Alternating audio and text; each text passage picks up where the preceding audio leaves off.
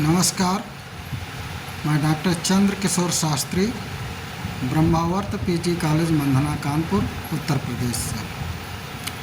आज हम बात करते हैं महाकवि कालिदास और उनकी नाट्य रचना अभिज्ञान शाकुंतलम के विषय पर। अभिज्ञान शाकुंतलम नाटक का वैशिष्ट्य और उसकी समीक्षा, जो BA तृतीय सेमेस्टर पाठ्यक्रम में है।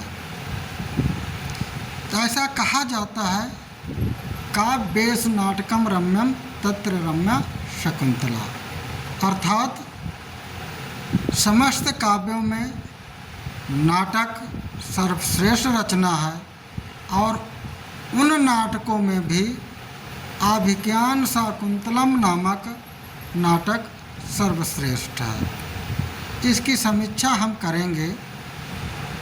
तो आइए हम बात करते हैं सबसे पहले एक परिचयात्मक रूप में महाकवि कालिदास जो नाटककार हैं और उनकी नाट्य रचना अभिज्ञान शाकुंतलम पर।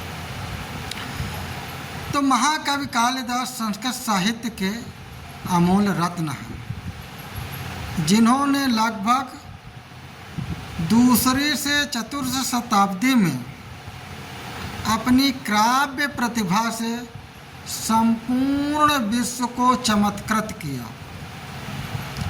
अभिज्ञान शाकुंतलम उनकी सर्वश्रेष्ठ कृति मानी जाती है। 7 अंकों में रचित यह विश्वविख्यात नाटक प्रेम, विरह और पुनर्मिलन का अद्भुत काव्यात्मक चित्रण करता है। यह पहला भारतीय नाटक था जिसे पश्चिमी भाषाओं में अनुवादित किया गया और जिसने पूर्व तथा पश्चिम के बीच सांस्कृतिक सेतु का काम किया। इसलिए कालिदास संस्कृत साहित्य के महान कवि और नाटककार माने जाते हैं। अब हम इस नाटक की कथा सारांश पर बात करें तो कह सकते हैं, जैसे बात करें कि प्रेम और गंधर्व विवाह। राजा दुष्यंत शिकार के दौरान कर्ण ऋषि के आश्रम पहुंचते हैं, जहां शकुंतला से प्रेम होता है और दोनों मिलकर गंधर्व विवाह कर लेते हैं। दोनों का गंधर्व विवाह होता है। राजा उसे अपनी अंगूठी देकर राजधानी लौट जाते हैं। फिर इसके बाद दुर्वासा ऋषि का आगमन होता है और वो शकुंतला को शाप देते हैं। प्रेम में खोई हुई शकुंतला दुर्वासा ऋषि का आतिथ्य सत्कार नहीं कर पाती, जिससे क्रुद्ध होकर ऋषि दुर्वासा शकुंतला को शाप दे देते हैं कि जिसका तू स्मरण कर रही है वह तुझे पहचानेगा नहीं, वो तुझे भूल जाएगा। अब इसके बाद जब शकुंतला की विदाई होती है और शकुंतला दुष्यंत के दरबार में पहुंचती है तो राजा उसे अस्वीकृत कर देते हैं और नाटक के अंत में पुनः उनका मिलन होता है। कैसे देखते हैं, जब दरबार में शकुंतला पहुंची तो राजा दुष्यंत उन्हें पहचानने से मना कर देते हैं, उन्हें नहीं पहचानते। अंगूठी भी नदी में खो जाती है जो दुर्वासा ऋषि ने पहचान के लिए दी थी। अब क्या हुआ, शकुंतला चली जाती है। कुछ दिन बाद शकुंतला के पुत्र होता है जिसका नाम भरत है। पुत्र भरत को जन्म देती है और अंततः देवी की कृपा से दुष्यंत को शकुंतला की याद आ जाती है तो उनका पुनर्मिलन भी होता है। इस कथा में प्रेम, विस्मृति, विरह और पुनर्मिलन का भावपूर्ण वर्णन है जो मानवीय अनुभूतियों को गहराई से छूता है। अब हम नाटक की साहित्यिक विशेषताओं के संबंध में बात करते हैं, जैसे कि भावों का सूक्ष्म चित्रण। कालिदास ने प्रेम, विरह, करुणा और सौंदर्य का अद्भुत चित्रण किया है इस नाटक में। शकुंतला के प्रति दुष्यंत के प्रथम दर्शन का वर्णन इतना सजीव है कि पाठक स्वयं को उस क्षण में अनुभव करता है। यदि अलंकारों की समृद्धि की बात करें तो कह सकते हैं कि उपमा, रूपक, उत्प्रेक्षा जैसे अलंकारों का अद्वितीय प्रयोग हुआ है। जैसे कि अधरः किसलः रागः कोमल वितपाणुकारिणो बाहु जैसी उपमाएं प्रकृति और मानव सौंदर्य का अनुपम संगम दर्शाती हैं।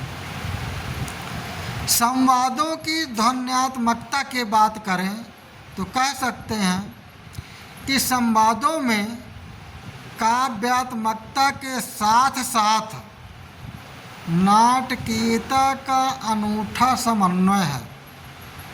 प्रत्येक पात्र के संवाद उसके व्यक्तित्व और परिस्थिति के अनुरूप हैं, जो कथा के प्रवाह को सहज और प्रभावशाली बनाते हैं।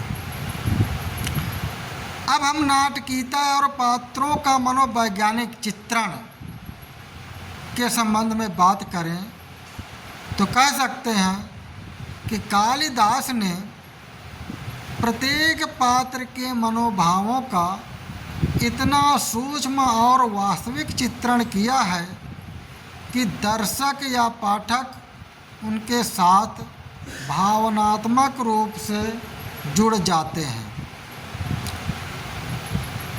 अब जैसे कि शकुंतला प्रकृति की गोद में पली नायिका है, इस विषय में कह सकते हैं कि सौम्य, करुणामयी और प्रकृति से अद्भुत संबंध रखने वाली शकुंतला में लज्जा, प्रेम और साहस का अनूठा मिश्रण है।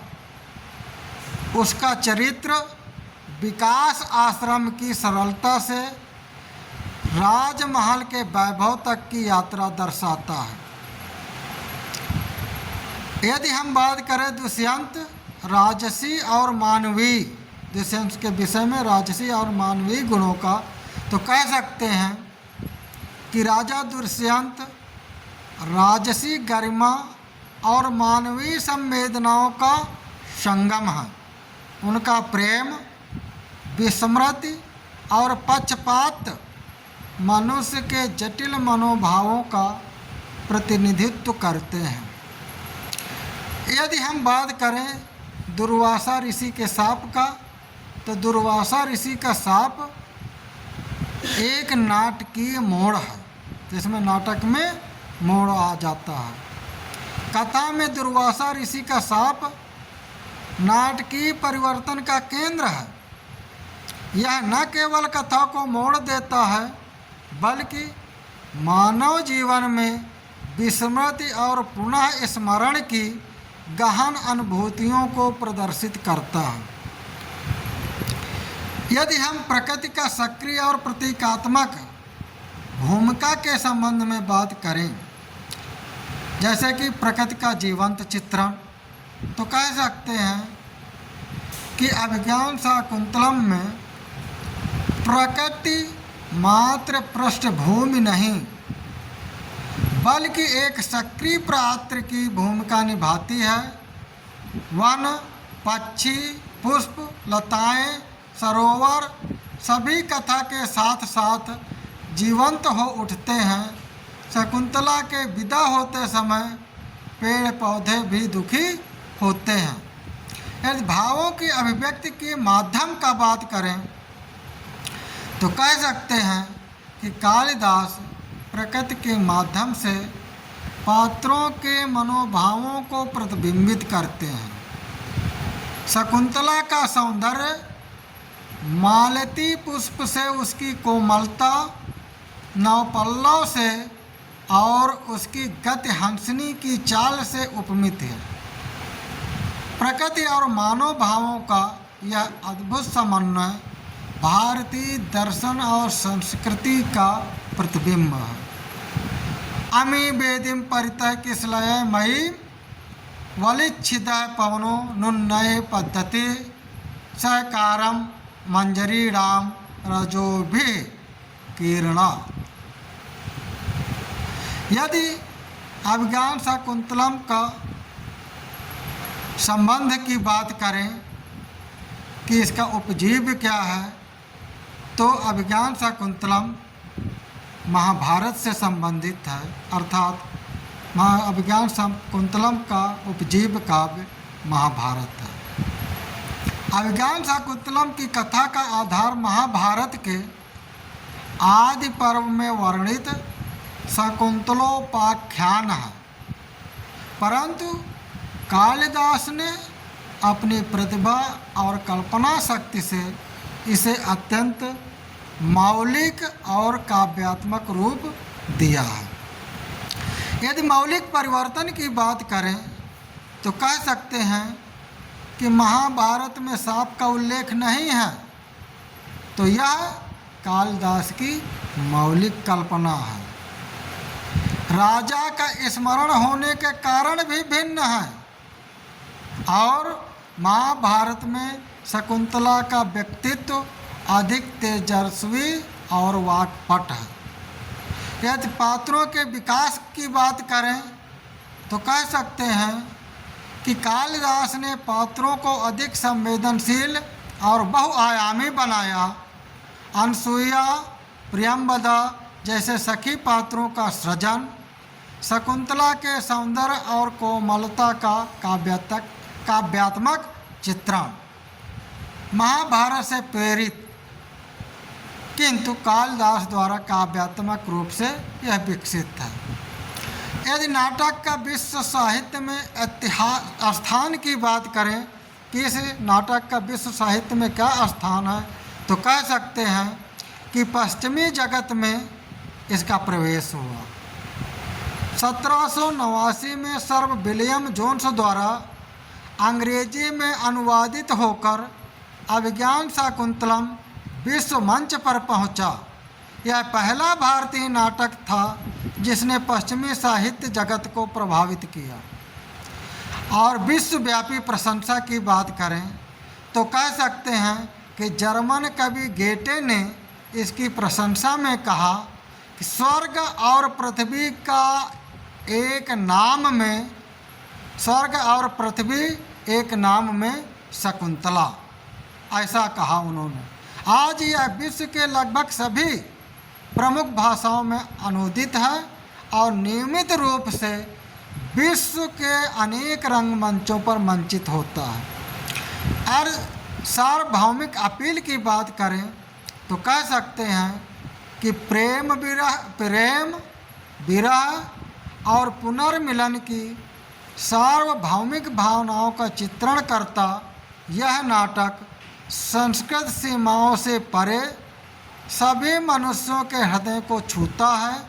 इसका काव्य सौंदर्य और नाटकीय तत्व इसे कालातीत बनाते हैं और इसीलिए इसे काव्येषु नाटकम रम्यम तत्र रम्यम शकुंतला के रूप में इसकी ख्याति प्राप्त हुई है। आपके बहुमूल्य समय और ध्यान के लिए हार्दिक आभार। बहुत बहुत धन्यवाद।